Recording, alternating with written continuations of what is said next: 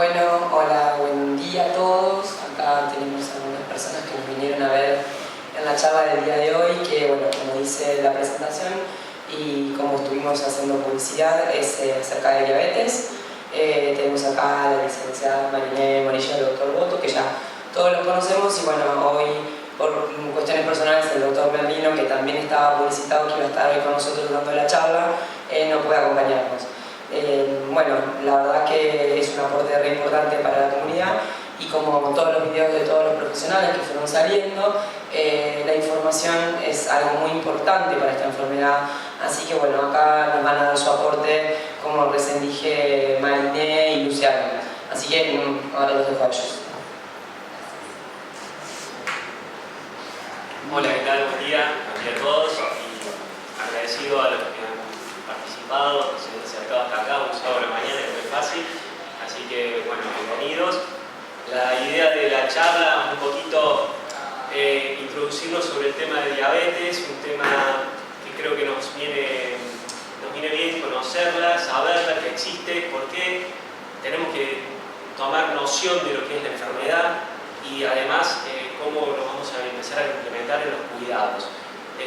Nosotros trabajamos en lo que es atención primaria de la salud, también en la parte privada. Sabemos que siempre focalizando el cuidado de las personas en el avance de lo que es la intención de cuidar su salud. Cuando hablamos de diabetes, hablamos de una enfermedad crónica. Yo creo que la mayoría debe saber lo que es diabetes, pero se escucha, se habla, te dicen, tengo mi tía, mi mamá, mi abuela con diabetes, me enteré que me dieron diabetes. Bueno, ahora, a partir de ahora, ¿qué hago? ¿Qué tengo que hacer? ¿Tengo algún análisis para hacerme? ¿Conozco cuáles son las complicaciones? ¿Sabemos todo? ¿Por qué debemos intención? ¿Cuál es la intención de cuidar la enfermedad? Bien, la diabetes es una pandemia, es una enfermedad que viene acarreando hace muchos años en forma de crecimiento a nivel mundial. Es una enfermedad crónica y se caracteriza por la falta de producción o una producción ineficaz de lo que es la insulina necesaria para que el azúcar que uno come o ingiere pueda entrar a los tejidos, y ante esta falta de esta insulina, que vendría a ser como una llavecita que te abre o no la puerta, entra o no entra el azúcar a la sangre y queda circulando permanentemente. Ese valor de glucemias elevadas se llama hiperglucemia y es el momento inicial de la enfermedad diabética. Ahí empezamos a debatirnos ante esos valores altos de esa glucemia, empieza a conocerse realmente cuál va a ser o cómo van a ser tus posibles complicaciones. Todo es culpado por la glucemia elevada. Existen tres tipos de diabetes principales, hay otras, pero por ahí para lo que es la charla en general no viene al caso. Básicamente tenemos una diabetes tipo 1, en donde el páncreas no produce la insulina. Hay otra diabetes tipo 2, que sí tenés una producción de insulina, pero es ineficaz, no te alcanza, tus reservas están medio agotadas y por eso vas a tener otra forma de presentación de tu diabetes.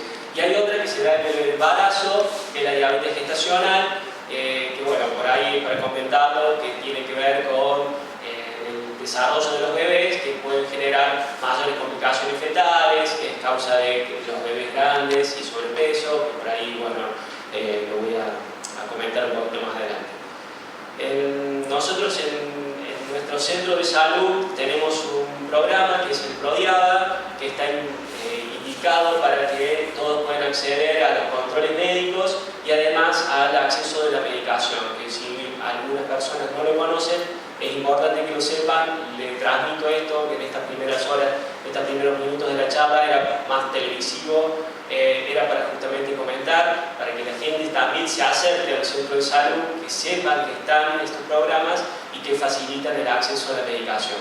Así que los invitamos también a la comunidad para acercarse a los controles médicos que pueden llegar, así dejamos abierto esto. Bueno, continuando un poquito con la charla de diabetes, habíamos hablado que existían tres tipos. En cuanto a lo que es los síntomas, bueno, la necesidad frecuente de orinar. Lo que estamos leyendo ahí es un poquito lo que voy a transmitir, así que lo voy comentando, lo vamos leyendo y por qué. La necesidad frecuente de orinar es uno de los síntomas que por ahí más te puede llamar la atención si vos no sabés que tenés diabetes y te puede entrar a motivar. ¿Por qué? Porque el azúcar cuando está elevada muy alta arrastra a nivel del riñón y eso atrae mucha agua y hace permanentemente que vos puedas transmitir ese deseo de orinar con mayor frecuencia. Te da una sed extrema, te aumenta el apetito, o sea, esto se va a dar generalmente en las personas más jóvenes, donde los chicos lo pueden empezar a detectar más notoriamente, un hambre excesivo, perdiste peso inusual, o sea, venías bien con tu peso y de golpe empezaste a adelgazar, te tiene que llamar la atención. Nosotros siempre motivamos a los pacientes a que hagan la consulta temprana porque empezaron a notar una pérdida de peso llamativa, notoria. Veo algunos pacientes muy gracias.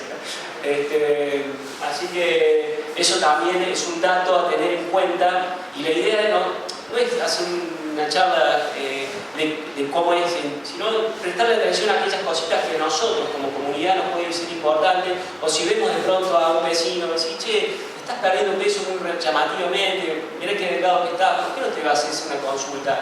Y motivarlos a que hagan la consulta médica es importante para todos. La debilidad, el cansancio y la fatiga, otros síntomas muy comunes en detectar la diabetes tempranamente. Dolores estomacales, náuseas y vómitos, generalmente eso lo vemos en los más pacientes que hacen los famosos debut diabéticos, son pacientes que pueden consultarnos en una guardia por vómitos que no paran, los sabemos detectar, sobre todo en los chicos adolescentes, donde hacen su inicio de debut diabético, que por ahí eso es más tema más de la urgencia a nosotros.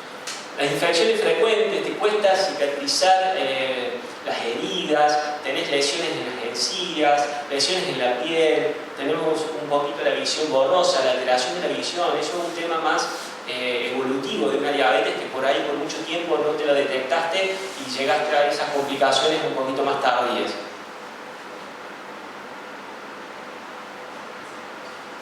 Bueno, es un poquito una estadística que uno de cada 11 adultos tiene diabetes mellitus, el 50% lo desconoce y el 40% de quienes padece glucemia elevada tiene asociadas enfermedades del corazón y los riñones. Sabemos que la diabetes es una enfermedad panvascular. ¿Qué quiere decir? Que te va a afectar todos los órganos en todo lo que tiene el territorio vascular, los vasitos grandes, los medianos y los más chiquititos. Los más chiquititos son principalmente aquellos que te dan inervación de la circulación de los nervios chiquitos, los que te llevan la sensibilidad de tus pies. Por eso es tan importante tratar la diabetes, porque después vienen las otras complicaciones, las donde están los vasitos sanguíneos de los ojos, la retinopatía diabética como una enfermedad que conduce a la ceguera. Entonces la prevención de la diabetes es prevenir ahí la ceguera, por eso también hablamos en los controles de salud, el fondo de ojo como una indicación de un control anual. La otra causa que te va a complicar esta diabetes es las amputaciones de miembros inferiores no traumáticas por un problema de la circulación de los vasitos sanguíneos, como les decía, los más chiquititos, los que te dan esa inervación. El piecito tiene unos receptores que cuando no llega buena sangre, esos receptores se lastiman y no perciben, entonces el pie es propenso a lastimarse, a clavarse y no percibir el dolor, y vos no te das cuenta que te pinchaste el pie y te pasan semanas y si a vos se te empieza a hacer una úlcera, una lastimadurita, que viene una úlcera, dentro de esa úlcera se hace una infección y esa infección empieza a ser las complicaciones del famoso pie diabético, donde empezás a tener lesiones que pueden poner en riesgo tu vida o también por esa infección o una complicación que va a terminar siendo la amputación de una parte del pie o de toda la pierna, ¿sí? Entonces eso es una situación que produce una invalidez y un problema también social a futuro, que también genera mucho gasto de salud, también te complica en tu vida, en tu ámbito familiar, Y otra de las complicaciones que también es de destacar es una enfermedad que te aumenta el riesgo de sufrir ataques cardíacos y enfermedades cerebrovasculares. Entre esos ataques cardíacos, enfermedades del corazón, infartos, ¿sí? Hoy contamos con el cardiólogo, que era un plan de hablar un poquito más de ese tema, y además el riesgo de desarrollar enfermedades como los ACV, que son enfermedades también que tienen un alto índice de validez. Así que bueno, como la intención de nosotros era un poquito introducirlos en el tema, hablar un poco del estado nutricional y comentarles que a través de un curso que pude hacer, que hace a través del Ministerio de Salud y el PRODIABA, justamente pudimos incluir en los centros de salud el monofilamento para el control de lo que es el pie diabético, en la detección del pie diabético, así que la idea es invitar a ustedes como comunidad a participar de la posibilidad de vernos en el centro de salud, donde les vamos a empezar a hacer un examen de los pies también a aquellos pacientes y a hablar de la prevención del pie diabético futuro. Así que, bueno, un poquito de la charla va a ir saliendo de lo que es la nutrición y algunas cositas vamos a seguir agregando. Si alguien quiere después hacernos una preguntita, con mucho gusto lo vamos a hacer, les paso. Así que gracias primero a los medios por estar y a la comunidad que se hizo presente acá para continuar con la charla. Gracias.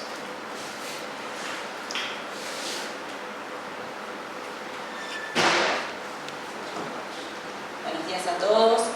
En realidad, como acá dijo el doctor, esta enfermedad que nos afecta a nivel de la comunidad, porque la prevalencia, la estadística es muy alta, y justamente lo que preparé como para transmitir y que ustedes, tanto si padecen la enfermedad como también si tienen a alguien conocido, es que ayudemos a concientizar, ¿sí? Porque todos conocemos que esta enfermedad existe y tenemos que no solamente saber tratarla, sino también saber prevenirla. La Organización Mundial de la Salud tiene como objetivo también difundir esta patología que afecta a millones de personas en el mundo y afecta la calidad de vida, ¿sí?, de estas personas. Entonces los pilares en el tratamiento nutricional tienen que ver no con una dieta, sino con lo que se está hablando hoy, que lleva una alimentación saludable, llevar una alimentación de calidad, que es lo que vamos perdiendo, ¿sí? El hecho de vivir siempre apurados, el hecho de por ahí no tener tiempo para hacer las compras, o los factores económicos, los factores sociales, emocionales, llevan a que las personas por ahí coman lo que tienen al alcance o coman sin pensar lo que están comiendo, y de esto justamente hay que trabajarlo, hay que llevar una alimentación saludable, sean diabéticos o no sean diabéticos, porque acá vamos a prevenir un montón de otras complicaciones y enfermedades que pueden surgir a través de una mala alimentación.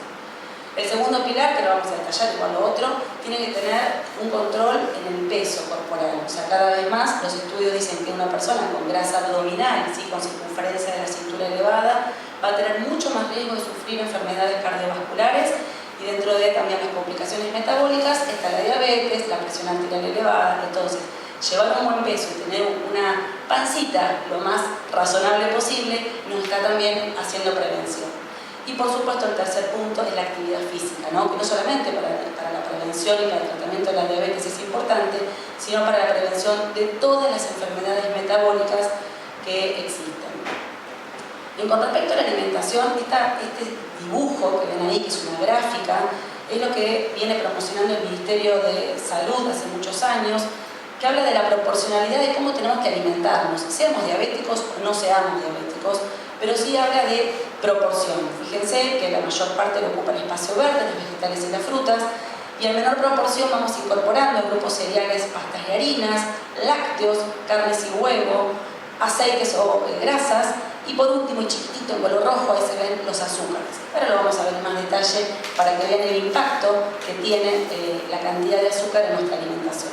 Y hay tres nutrientes básicos, o macronutrientes, que llamamos los nutricionistas, que son los hidratos de carbono, las proteínas y las grasas. Pero hoy me voy a centrar en uno que en los diabéticos genera más preocupación, mayor motivo de consulta, que dice, ¿puedo comer pan? ¿Puedo comer harinas? Bueno, estos hidratos de carbono, justamente presentes en este grupo llamado como cereales, pastas, legumbres y harinas, son los que tienen mayor proporción de este hidrato de carbono, que en el diabético vamos a tener que ver qué cantidad, qué combinación, porque a partir de ahí es la elección para poder comerlo. ¿Qué pasa con estos hidratos de carbono en el cuerpo? Elevan lo que sería el azúcar de la sangre. Si eleva el azúcar de la sangre, voy a tener la glucemia más elevada. Pero es tan lo que eleva la glucemia comer hidratos de carbono de este tipo, ya lo vamos a ver, porque según cómo están incluidos en el resto de la alimentación, vamos a ser apropiados o no para el consumo. Pero en color colorado se ve los hidratos de carbono, que se llama de absorción rápida, son los que pasan rápidamente a la sangre y son este grupo, los malditos azúcares, ¿sí? Porque elevan drásticamente y rápidamente la glucemia. Entonces, justamente las personas con diabetes no pueden utilizar este tipo de hidratos de carbono porque van a tener que recurrir rápidamente a mayor cantidad de insulina, tanto los que sean insulinodependientes, o ver con el tema de la medicación cómo lo regulan, porque por sí mismo el cuerpo no tiene la capacidad en el diabético de regular esta sobrecarga de azúcares en la sangre. Entonces, pastas, pan, harinas, almidones, debo, si soy diabético, ¿cuándo y cómo los podemos comer? Lo ideal es utilizarlos de manera fraccionada. ¿Qué es esto? Un poquito en el desayuno, un poquito en el almuerzo, en la merienda y en la cena, ¿sí? De forma fraccionada. No es, ya me comí todo el pan a la mañana, entonces no como más. No, porque esa cantidad que a lo mejor utilizaron a la mañana ya hizo una sobrecarga de glucosa tan grande que después no lo puedo compensar durante todo el día. Entonces lo importante, primer punto, es el fraccionamiento.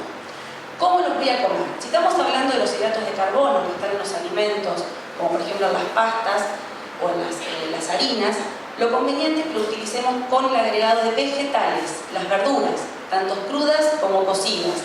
Y si son crucíferas como el brócoli, coliflor, repollo, es mejor porque en realidad se está comprobando el beneficio que estos vegetales tienen para la persona con diabetes y en general para todos, porque tiene una mejor respuesta ante el valor de glucemia, ¿sí? Y tiene un efecto también cardioprotector, disminuyendo el efecto, teniendo un efecto antiinflamatorio. Y también se los ve con beneficios en cuanto a la reducción del riesgo de cáncer, que si bien no es el motivo de la charla, me sirve para ver que los vegetales, por los nutrientes que tienen, por las cantidades de vitaminas, de minerales, de fitoquímicos, fitosteroles, traen muchos beneficios para la salud. Pero en el diabético especialmente tiene un beneficio extra, que es la fibra. Habrán escuchado mucho hablar de fibra, porque los nutricionistas, los médicos insistimos comer con fibra, y muchas veces dicen, pero yo no sé qué es la fibra. Bueno, la fibra es justamente, se encuentra dentro de algunos alimentos, especialmente las verduras, las frutas, los cereales integrales, y tienen beneficio de disminuir la absorción de la glucosa. O sea, va a pasar la glucosa a la sangre, el azúcar, pero en forma más lenta. Me va a dar tiempo, ¿sí? Si yo como un caramelo, no tiene fibras, entonces la respuesta va a ser rápida. Si como una pasta, por ejemplo, con vegetales, esos vegetales que tienen fibras, va a hacer que esa cantidad de glucosa vaya liberándose de azúcar más lentamente. Entonces, si comparamos un plato de fideos blancos, ¿sí? Como muchas veces dicen, no, como livianito, un platito de fideos blancos, ¿está bien o está mal? En realidad, estos fideos no tienen nada de fibra, como es el caso también del arroz blanco, de comer puré de papas. En realidad lo que estamos comiendo ahí son hidratos de carbono que sin tener fibras me van a ayudar a aumentar el azúcar de la sangre. En cambio, si yo a esos fideos le pongo, como se ven ahí en las imágenes, vegetales, ¿sí? De todo tipo, van a hacer que esa glucemia, ese azúcar en la sangre se vaya liberando más lentamente. Por supuesto, la indicación en el plato de una persona con diabetes es que incluyamos la mitad del plato, el 50% vegetales, y del otro 50%, 25% de alguna carne o proteína, que puede ser también huevo, y ese 25% restante ahí voy a poder utilizar la porción de arroz, o de fideos, o de legumbres, ¿sí? O de cualquier almidón que ustedes les guste incorporar. Pero la porción, el método del plato sirve como ejemplo para ver que hay que comer variado y combinado para justamente reducir el riesgo después de tener una hiperglucemia. Los hidratos de carbono entonces hay que consumirlos siempre con fibra porque me ayuda a lentecer el aumento de la glucemia, Y en el caso de los panes, que es también una gran pregunta, si el diabético puede comer pan, ¿es pan blanco o no? Ahora, en algunos casos, que lo vamos a siempre a manejar en forma personalizada, según los valores de laboratorio que traiga esa persona, utilizar los panes integrales, ¿sí?, desalvados o asados caseros. Si son caseros son mejor porque van a tener menos sal, menos sodio. Todos los panes que compramos en panaderías o en lactales tienen la otra contra, que incluyen mucha cantidad de sal. La persona con diabetes también debe cuidar el aporte de sodio en su alimentación. Y después utilizar todo lo que es harina de salvado, la avena, legumbres, el arroz también en su forma integral, arroz yamaní, harina de centeno. O sea, hay un montón de variedades de harinas, pero hay que consumirlas en su forma integral. Es importante seleccionar también la forma de cocción, ¿sí?, no utilizando frituras ni grasas que no sean saludables, porque como también dijo el doctor, la cantidad de personas diabéticas sufren problemas cardiovasculares y hay que prevenirlo eso. Justamente comer con grasas saludables, como agregar, por ejemplo, el aceite de oliva, preferentemente, si no utilizar cualquier aceite, pero siempre en crudo, como un condimento y no agregado a las cocciones. Es importante como grasa saludable también saber que se puede incluir, por ejemplo, la palta, que son tipos de grasas que ayudan también a lo que es la reducción cardiovascular, a lo que es aumentar el colesterol bueno y bajar el colesterol malo de la sangre. Y también el tema de incorporaciones de alimentos bajos en grasas, o sea, si comemos carnes, tienen que ser carnes magras, si comemos pollo, tienen que ser sin piel, y así seleccionando mejores la calidad de las grasas, también va a tener mejor calidad nutricional para prevenir todas las enfermedades metabólicas. ¿Qué pasa con los productos azucarados o el azúcar? Va a ser, o sea, que son los otros hidratos de carbono, ¿sí? Va a ser que me libere rápidamente azúcar en la sangre y ahí, como les puse, tiene que venir el bombero. Sí o sí, tiene que venir la insulina. ¿Qué pasa? Si uno no la produce, no tengo cómo. Entonces, instantáneamente hago un pico de hiperglucemia, ¿sí? Entonces, hay que tomar conciencia que los azúcares no son los buenos para esta enfermedad. La Organización Mundial de la Salud recomienda que el 5% de las calorías sean en forma de azúcares. Sin embargo, en Argentina se calcula que el promedio poblacional consume un 20% entre azúcares, bebidas y productos azucarados. No solamente el azúcar de mesa que le agregamos al té, a las infusiones, sino que la cantidad de productos, porque ni siquiera a veces me animo a llamarlos alimentos industrializados, que contienen, fíjense el listado: azúcar invertida, azúcar morena, jarabe de malleta, fructuosa, jarabe de arroz, jarabe de malta, fructuosa. Son todos ingredientes que pone la industria alimentaria justamente para dar sabor dulce y que están ocultos, están chiquititos puestos en el rótulo como ingrediente y estamos agregando de forma oculta azúcar a nuestra dieta. Si vemos algunos ejemplos, una gaseosa de 600 mililitros tiene aproximadamente, esos torroncitos equivalen a contar cuánto azúcar agregamos sin darnos cuenta, por ejemplo, en una bebida, en una gaseosa. Dicen, un poquito no me va a hacer nada. No, yo me tomo solamente una botellita todos los días de gaseosa. Bueno, ya están incluyendo 54 gramos de azúcar pura. Lo mismo sucede con las galletitas dulces, lo mismo con un chocolate, con por ejemplo, estos envases tipo leche chocolatada. O sea, la cantidad de azúcar ya supera la recomendación de la Organización Mundial de la Salud por día de azúcares. Bebidas tipo Red Bull, otro chocolate tenemos el ejemplo. Las bebidas tipo aguas saborizadas o aguas tipo juguitos, que esto en realidad es preocupante a la población infantil, igual que las gaseosas, porque muchas veces no, pero llevo el juguito, toma el juguito el nene de azúcar, de Bagio, de Cepita, no importa la marca, pero se está incluyendo en un envase de 250 centímetros cúbicos 25 gramos de azúcar, mientras que las aguas saborizadas, que también mucha gente dice, no, me tomo agüita saborizada, no tomo gaseosa. Bueno, están tomando la misma cantidad de azúcar que tiene una gaseosa. ¿Qué pasa con el consumo de todas estas cosas en la población? Argentina lidera, ¿sí?, la franja de consumo de azúcar, ¿sí? Estamos en 115 gramos promedio por persona por día. Por eso que tenemos que tomar conciencia todos, seamos diabéticos, no diabéticos, que estamos excediendo ampliamente la cantidad de azúcar diaria. Y los estudios también hablan de que a medida que hay menor edad, ¿sí?, acá en este gráfico se ve que los varones, por ejemplo, de la franja de edad entre 15 y 19 años, están consumiendo casi 150 gramos de azúcar por día. Y a medida que vamos siendo más adultos, entre los 20 y los 34 y demás, va disminuyendo, pero el promedio ya sigue siendo muy elevado. Ni hablar si comparamos lo que son, yo casi les dije con respecto a lo que es las gaseosas, pero las golosinas, ¿sí? Las golosinas que están permanentemente en los niños, en la población infantil, lo que es golosinas también tipo amasados, facturas, todo esto está permanentemente siendo consumido por los niños, por los adolescentes y también por los adultos, obviamente, y estamos generando consumos altísimos de azúcar oculto. No estamos hablando del azúcar que agregamos a una infusión, sino el azúcar que ya está incluido en los alimentos y que es muy alto. Saben que se viene, ya está aprobada la ley de rotulados y vamos a poder ver justamente si un alimento en su envase va a tener un logo que va a decir alto en azúcares, por ejemplo. Ya se va a poner con el color negro y eso va a limitar justamente si excede 10 gramos cada 100 gramos o en el caso de los líquidos si excede 5 gramos cada 100. Entonces ya es una alerta. Si el rótulo o el envase de lo que voy a consumir ya me está marcando ese símbolo, les diría que tenemos que tenerle respeto y control.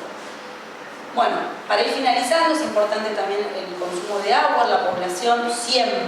Nuestro cuerpo, 75-85% es agua, no tenemos que dar las bebidas azucaradas, ni gaseosas, ni jugos, sino que lo que necesitamos para hidratarnos, lo que está justamente acá haciendo Melissa, es ofrecerle agua a todos, y más a la persona con diabetes. Necesitamos dar un buen funcionamiento a los riñones, y para eso el consumo de 2 a 3 litros de agua por mínimo es fundamental. Entonces, hacer una selección adecuada de alimentos incluye comer alimentos proteicos, ¿sí? Como recién dije, carnes magras o huevos, fibras en los vegetales, en las frutas, en los cereales integrales, carbohidratos seleccionados, esto también va a ser según el paciente diabético la cantidad que se les van a administrar, grasas de buena calidad y también control en el sodio. Para eso necesitamos evitar los ultraprocesados, que es un poco el resumen de lo que no hay que comer, que son aquellos productos que tienen altas concentraciones de sal, grasas y azúcares. Ahí se visualizan en los dibujitos muy bien y tenemos que tratar de llevar una alimentación más real. Todas estas cosas que ustedes están viendo son, la mayoría industrializadas y la industria agrega mucho sal y azúcar porque quiere que agrade el alimento. Uno no pasa en un producto para que la gente diga, no le gusta nada, que es feo. Entonces, hay que volver a los recursos naturales que nos da la naturaleza, por las verduras, por las frutas, ofrecer a los niños que en lugar de comerse un alfajor a media mañana en el colegio, de repente lleven frutas. En casa tener también siempre alimentos de buena calidad, naturales, y no tanta galletita dulce, gaseosas, o comprar por ahí todo el tiempo estos productos de panadería, pastelería o de elaboración con tanta grasa y azúcares. Realizar actividad física, la recomendación es mínimo para población general 150 minutos semanales, o sea 30 minutos por día. Los beneficios que tiene la actividad física para la reducción de la glucemia son muy importantes. Y con esto ya finalizo. Entonces, alimentación saludable, buen peso corporal, llevar control glucémico y actividad física. Eso nos va a ser un estilo de vida saludable y una vida sana para que no sufran los diabéticos ninguna complicación y en la población no diabética para hacer prevención de todo lo que charlamos. Así que muchas gracias y bueno, estamos abiertos a las preguntas. Justamente ahí nombraste la actividad física. Y cuando hablamos de actividad física, no sé si todos entienden lo que es lo que hay que hacer de actividad física, porque el médico te baja al consultorio y te dice tenés que hacer actividad física. Está bien, pero ¿en qué consiste lo que tengo que hacer? En realidad, cuando hablamos de actividad física, es actividad física moderada. Es aquella que te hace con una persona que vos vas al lado, por ejemplo, salís a caminar, el ejercicio moderado es el que te va a rendir. ¿Y cómo llegás a determinar vos sabiendo que estás llevando un ejercicio moderado? Es justamente la voz entrecortada. Si yo voy caminando con una persona al lado y la voz, digamos, tuya se va entrecortando, quiere decir que ya empezaste a hacer un ejercicio de actividad de intensidad moderada. Ahí es donde vos realmente estás mejorando tu cardio, la parte cardíaca, estás empezando a usar el tejido adiposo como energía, entonces tus músculos empiezan a generar un cambio y secuestras el azúcar, bajas tu colesterol, bajas tus triglicéridos, también con un beneficio además mayor en el control metabólico, lo cual es eso lo que apuntamos. Y cuando hablamos de tiempo, se te dice que son 150 minutos semanales. O sea, en 7 días de tu semana te estamos pidiendo que hagas 2 horas y media. En 7 días. Es un poco como para considerarlo. Una bicicleta, por ejemplo, una pedaleada, por ahí, si no podés caminar porque tenés algún problema en la rodilla, intentarla con la bici, 15-20 minutitos diariamente, en la mañana y en la tarde, y vos ya te vas sumando tu tiempo. Y el ejercicio también se acumula.